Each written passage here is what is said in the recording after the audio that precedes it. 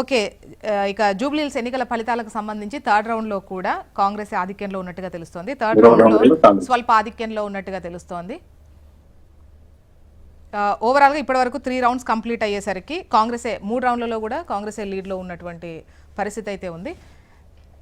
వివరాలు అందించేందుకు మా రిపోర్టర్ ఆర్కే సిద్ధంగా ఉన్నారు లైవ్ లో. ఆర్కే,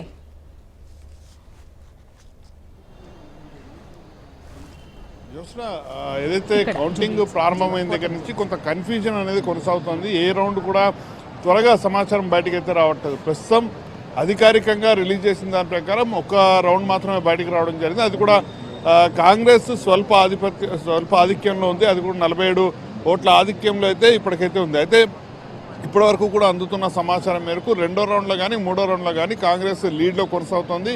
అందుతున్న సమాచారం మేరకు మూడో రౌండ్ ముగిసేసరికి 5100 ఓట్ల లీడ్లో కాంగ్రెస్ ఉన్నట్టయితే మనకు సమాచారం అందుతోంది. మూడో రౌండ్లో బీఆర్ఎస్ పార్టీ 300 ఆధిక్యాన్ని ఆ రౌండ్లో సాధించినట్టయితే సమాచారం ఉంది. ఓవరాల్ లీడ్ అంటే 3 రౌండ్లు ముగిసేసరికి ఓవరాల్ లీడ్కి వచ్చేసరికి మాత్రం 5100 లీడ్ని ఇటు కాంగ్రెస్ పార్టీ అయితే లీడ్లో అయితే కనిపిస్తుంది. మరోవైపు అసలైన రౌండ్స్ ఇక్కడి నుంచి ప్రారంభమవుతాయని చెప్పాలి. ఎందుకంటే 4వ రౌండ్కి వచ్చేసరికి మనకి 127 నుంచి 152, అలాగే 153 నుంచి 168 ఈ పోలింగ్ బూత్లలో ఎన్నైతే పోల్ అయ్యాయో అవన్నీ కూడా ఇప్పుడు ప్రస్తుతం కౌంటింగ్ అయితే కొనసాగుతుంది. అలాగే రెహమత్ నగర్ 5వ రౌండ్కి వచ్చేసరికి రెహమత్ నగర్లోని 169 నుంచి 196 పోలింగ్ బూతులు, అలాగే వెంకట్రావు నగర్లోని 197 నుంచి 210 బూత్లకు సంబంధించిన కౌంటింగ్ అనేది నెక్స్ట్ ప్రారంభమవుతుంది.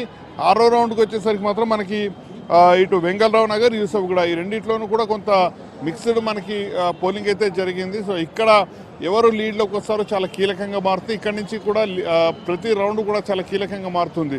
అలాగే 7వ రౌండ్కి వచ్చేసరికి యూసఫ్గూడలోని 253 నుంచి 272, అలాగే సోమాజిగూడలోని 273వ పోలింగ్ నుంచి 294 పోలింగ్ బూత్ల మధ్య పోలింగ్ ఎంత జరిగిందో అక్కడ దానికి సంబంధించిన ఓట్లన్నీ కూడా ఈ రౌండ్లో అయితే కొనసాగుతాయి. ఇక 8వ రౌండ్కి వచ్చేసరికి సోమాజిగూడలోని 295 నుంచి 310 పోలింగ్ బూత్ల మధ్య, అలాగే ఎర్రగడ్డకు సంబంధించి 311 నుంచి 313, అలాగే 315 నుంచి 321 పోలింగ్ బూత్లలో నమోదైన పోలింగ్ మొత్తానికి సంబంధించిన ఓట్లన్నీ కూడా ఇక్కడ లెక్కించడం జరుగుతుంది.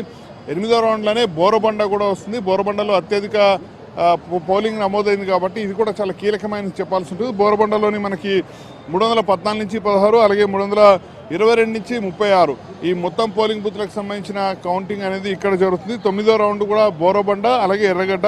10వ రౌండ్కి వచ్చేసరికి చివరిగా ఎర్రగడ్డలోని 379వ పోలింగ్ నుంచి 407 పోలింగ్ బూత్ల మధ్య జరిగే వాటికి సంబంధించిన పోలింగ్కి సంబంధించిన కౌంటింగ్ ప్రక్రియ అంతా కూడా కొనసాగుతుంది. సో ఇప్పటివరకైతే మనకున్న సమాచారం మేరకు 3 రౌండ్లు ముగిశాయి. కాంగ్రెస్ ప్రస్తుతానికైతే లీడ్లోనే కొనసాగుతుంది. నెక్స్ట్ రౌండ్ నుంచి చాలా కీలకంగా మారుతుంది. ఎందుకంటే ఎక్కువ మైనారిటీలు ఉన్న ఓట్లన్నీ కూడా ఇక్కడి నుంచి స్టార్ట్ అవుతాయి కాబట్టి ఎవరు ఎటువైపు ఓటు వేశారు అనేది మరి కాసేపట్లో కూడా తెలియబోతుంది. Okay, right RK. ఓకే, ఇక ఒకసారి విఠల్ గారు, వీరు బీజేపీ సీనియర్ నాయకులు డిస్కషన్లో జాయిన్ అయ్యారు. నమస్తే అండి విఠల్ గారు. Good morning. అండ్ రెహమాన్ గారు, వీరు సీనియర్ జర్నలిస్ట్. నమస్తే అండి రెహమాన్ గారు, welcome to the debate. Indira గారు, ఇంతకుముందు ఏదో అంశానికి విభేదించి టైం అడిగినట్టున్నారు, ఉన్నారా?